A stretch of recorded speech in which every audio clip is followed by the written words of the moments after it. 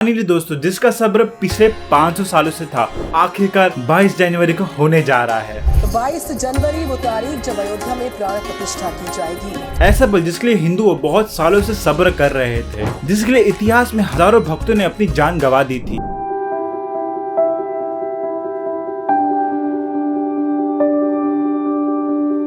ना जाने कितने सालों तक आंदोलन हुए और ना जाने कितने वक्त तक अदालत में इसकी लड़ाई हुई और आखिरकार करोड़ों हिंदुओं का शेष अपना सच होने जा रहा है। जिस दिन मंदिर मस्जिद का मुद्दा खत्म हो जाएगा उसी दिन राजनीति यहाँ पे होना बंद हो जाएगा। अयोध्या में भगवान श्री राम जी का इनॉग्रेशन होने जा रहा है। दुनिया भर में कई लोगों को इस जगह पर इनवाइट किया गया है। इन लोगों को स्वागत के लिए होटल्स, नया अयोध्या एयरपोर्ट, नया रेलवे स्टेशन तक बना दिया है। दुनिया भर में करोड़ों लोग इस चीज का लाइव टेलीकास्ट भी होते हुए देखेंगे। दोस्तों, हम कितने लकी हैं कि हम इस जीवन पल में चीज को हम अपनी आंखों से देख पाएंगे। इस वीडियो में हम बात करें उस प्रभु राम जी की, जिनका मंदिर आज से 496 सालों पहले बाबर ने गिरवा दी थी। तो इस वीडियो में हम राम मंदिर की पिछले 500 सालों की संघर्ष और इतिहास के बारे में जानेंगे। वीडियो को अंत तक जरूर देखना। आइए शुरू करते हैं इस वीडियो को।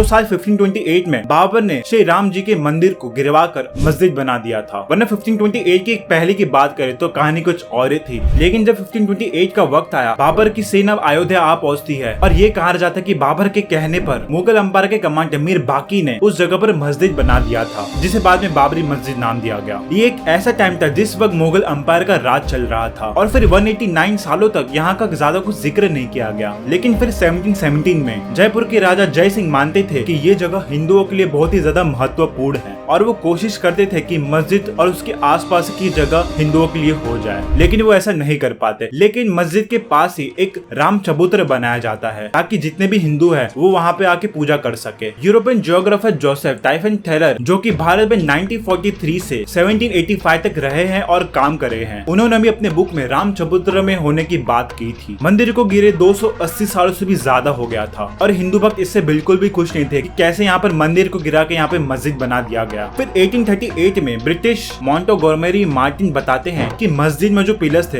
वो मंदिर से ही लिया गया था। फिर 1855 तक हिंदू और मुस्लिम एक ही जगह पे पूजा करते थे और नमाज पढ़ते थे। फिर 1855 के बाद मस्जिद में मुस्लिम को तो आने की इजाजत थी, लेकिन हिंदुओं को वहाँ पे आना मना हो गया था। लेकिन ऐसे में हिंदुओं ने मस्जिद के गुम्बद के बाहर राम चबूतरे में अपनी पूजा पाठ शुरू कर दी। फिर इसके बाद 1885 के बाद पहली बार बात पहुँचती है अदालत में। महंत रघुवीर दास ने राम चबूतरे में छत लगाने की बात की थी ताकि उस छत के नीचे हम आराम से पूजा पाठ ऐसे अच्छे से कर पाए, लेकिन कोर्ट ने उस चीज को डिनाई कर दिया। फिर सीधा आते हैं 1934 में। दंगों के वजह से मस्जिद की एक दीवार गिर जाती है, लेकिन कुछ टाइम बाद वो फिर से बनवा दी जाती है। फिर देश आजाद हो जाने के बाद 1949 में एक बहुत ही बड़ी चीज की खोज होती है। वहाँ पर मेन मस्जिद में राम जी की मूर्ति मिलती है, जिनसे हिंदू क्लेम करते हैं कि ये जगह हमारी ही है और जिस जगह पर वो मूर्ति मिलती है उस जगह पर पूजा स्टार्ट हो जाती है। और फिर यहाँ से और भी ज्यादा दंगे स्टार्ट हो जाते हैं। इतने ज्यादा दंगे बढ़ चुके होते हैं कि गवर्नमेंट को उस जगह को सीधा सीधा बैन करना पड़ता है। लाइक उस पूरे एरिया को बैन कर देते हैं। लाइक वहाँ पे फेंस वगैरह लगा देते हैं ताकि कोई अंदर जा ही ना पाए। ना ही वहाँ पर कोई हिंदू जाएगा और ना ही वहाँ पर कोई मुस्लिम जाएगा। फिर 1950 में गोपाल सिंह विशारद केस फाइल करते हैं कि जो रामलीला की मूर्ति है वहाँ पे हमें पूजा करने दे। फिर इसके 35 सालों तक अदालत में लड़ाई चलती रही कि किसी को तो उस जगह मिल जाए, हिंदू या मुस्लिम में। और इसी के बीच बहुत सारी कम्युनिटी भी फॉर्म होती है, जैसे विश्व हिंदू परिषद, जो कि अयोध्या में राम मंदिर बनाने के लिए आंदोलन चालू करती है। फिर 1986 में कोर्ट अलाउ करती है कि वो जगह हिंदुओं के लिए खोल दी जाए पूजा करने के लिए। लेकिन जब कोर्ट हिंदुओं के लिए वो जगह खोलती है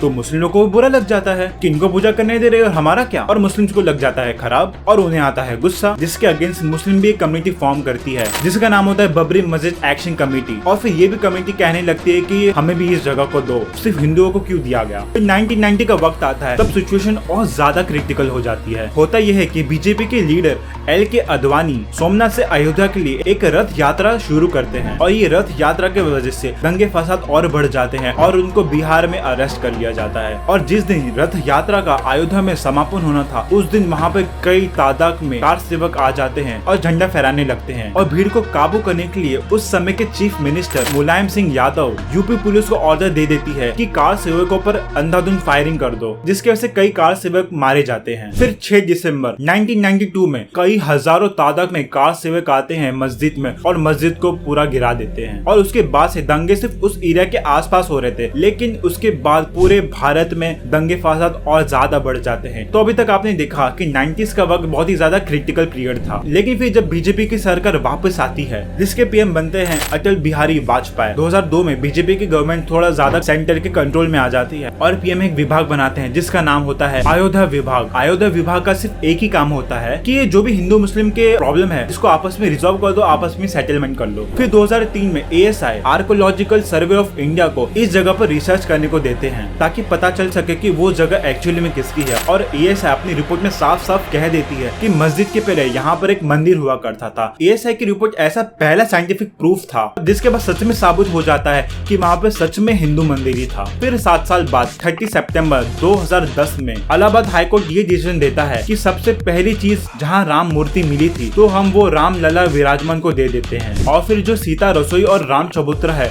वो निर्मोही अखाड़ा को अलॉट कर देते हैं, और बाकी का तीसरा सुन्नी वक्फ सेंट्रल बोर्ड को दे देते हैं जो कि एक मुस्लिम कम्युनिटी को रिप्रेजेंट कर रही थी। लेकिन इस डिसीजन से भी लोग सहमत नहीं थे। फिर मई 9, 2011 में सुप्रीम कोर्ट इलाहाबाद की हाई कोर्ट के इस डिसीजन को होल्ड कर देता है। फिर और सालों तक अदालत में ये बात चलती रहती है, लड़ाई होती रहती है। फिर 7-8 साल अदालत में ये बात चलती रहती है। फिर नवंबर 9, 2019 में सुप्रीम कोर्ट ये डिसीजन दे देती है कि वो जगह राम जन्मभूमि ट्रस्टी को दे दी जाएगी और बाकी का हिस्सा मुस्लिम्स को दे दिया जाएगा। फिर फरवरी 5, 2020 में पीएम मोदी अनाउंस करते हैं 15 मेंबर ट्रस्ट राम मंदिर के लिए और राम मंदिर का कंस्ट्रक्शन शुरू हो जाता है। दोस्तों पूरा ये केस था 500 सालों का राम मंदिर का, कि कैसे बाबर ने राम मंदिर को गिराकर मस्जिद बना दिया था। और फाइनली 22 जनवरी 2024 को इसका इनॉग्रेशन होने जा रहा है। 500 सालों में ना जाने कितने लोगों ने अपने जान को कुर्बान किया है, कितने लोग शहीद हुए हैं, और ये जाने जाया नहीं जाएगी। दोस्तों आशा करता हूँ कि आपको अयोध्या के राम मंदिर का थोड़ा बहुत ग्लिम्स मिल गया होगा इन 500 सालों का। वीडियो अच्छा लगा तो लाइक करना, शेयर करना और कमेंट में जय श्री राम जरूर लिखना। मिलते हैं नेक्स्ट वीडियो में। जय हिंद।